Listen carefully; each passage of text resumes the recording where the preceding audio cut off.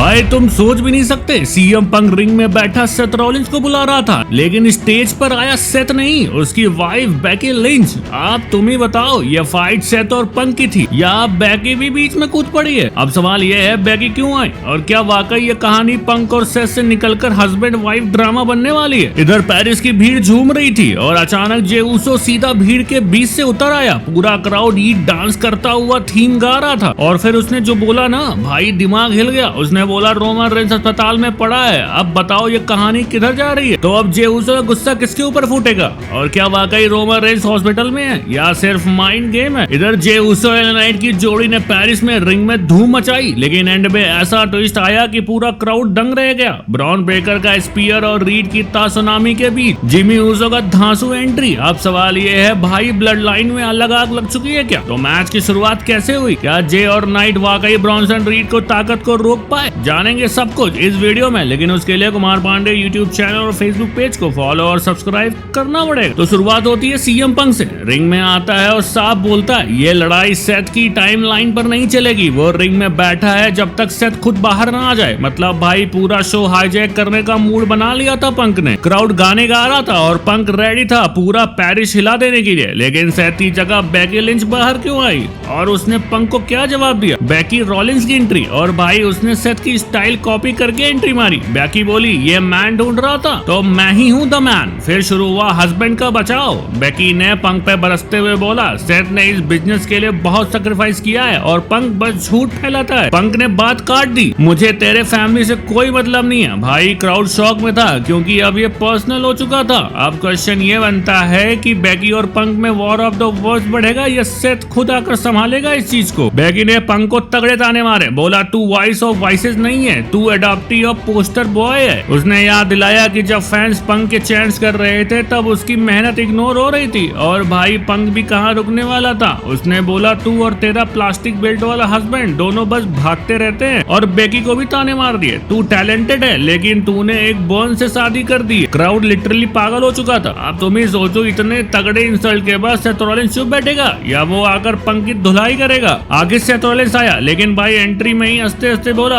अगर मेरे से बात करनी है तो मेरे फेस पे आ। लेकिन मजा देखो, पंक बाहर निकलना चाहता था और बेकी ने उसका रास्ता रोक लिया। फिर बेकी ने पंक को जोरदार पंच मारा और बोला कुछ करेगा या ऐसा ही पैथेटिक बना रहेगा? भाई उस स्लैप से पूरा पेरिस हिल गया। तो पिक्चर क्लियर है दोस्तों, पंक ने बोला सेथ पेपर चैंपियन है और बेकी को भी इंसल्ट कर दिया। सवाल ये है क्या रेसलमेनिया का रास्ता साफ हो रहा है Seth Rollins versus CM Punk match के लिए, वो भी दोबारा, या फिर यहाँ पर एजे ली की भी एंट्री होने वाली है? ये तो आगे ही पता चलेगा। उसके बाद आते हैं जे उसो रिंग में, बोलते हैं आज वर्ल्ड हेवीवेट चैंपियनशिप मेरे कमर पे होनी चाहिए थी, लेकिन उसके पास बस एक चोट का टेप है और सबसे तगड़ी लाइन फैमिली से कोई पंगा लेगा तो मैं बख्शूंगा नहीं। मतलब साफ है कि भाई रोमन रेंस अस्पताल में है और अब जे उसो का मूड सिर्फ स्मैश देम ऑल करने वाला है। लेकिन भाई जे जब रेडी है लड़ाई के लिए तो सामने कौन आया, सेथ या कोई और? सीधे एलन नाइट की एंट्री होती है और भाई मजा देखो, एलन नाइट ने क्राउड को पकड़ लिया अपने ही बारे में और बोला let me talk to you. Night बोलता है उसने खुद पे भरोसा किया, उसने सोचा कि चैंपियन बनेगा वो, लेकिन अब वो खड़ा है लूजर बनकर। और ब्लेम किसको दिया? जे उसो को। नाइट बोलता है जब मैं सेथ को टेबल पर डाल दिया था, जब एल्बो ड्रॉप मारा था, जब बीएफटी मारा था, हर बार तूने स्पॉइल किया। मतलब ये दोस्ती नहीं, सीधा टेंशन शुरू हो गई है। तो अब सवाल ये है जे उसो और नाइट आपस में भिड़ेंगे या स्टोरी में कोई बड़ा ट्विस्ट दिखने वाला है? और भाई यही हुआ, अचानक ब्रॉन्सन रीड और ब्रॉन ब्रेकर आ गए। ब्रेकर ने साफ बोला रोमन हॉस्पिटल में है और अब पॉल हेमन भी नहीं रुकने वाला है, यानी ये दोनों अब खुले कुत्ते की तरह कुछ भी कर सकते हैं। और रीड ने पेरिस की भीड़ को चैलेंज भी कर दिया, तुम ट्राइबल थीफ को एक्नॉलेज करो। फिर दोनों ने उसो नाइट को चैलेंज कर दिया, आज रात पेरिस में मैच होगा या तुम में दम है या फिर नहीं। और नाइट बोला हम हैं घायल लेकिन तेरे जैसे